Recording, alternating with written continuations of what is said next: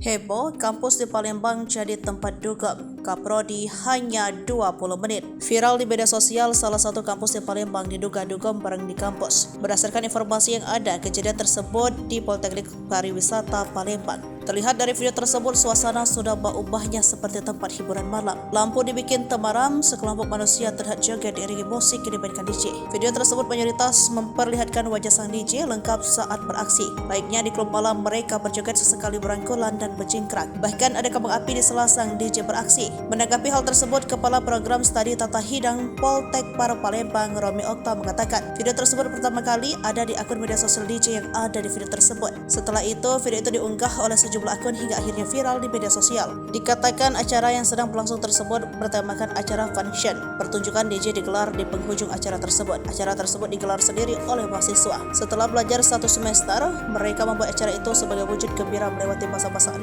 bulan dan menyambut ujian akhir semester.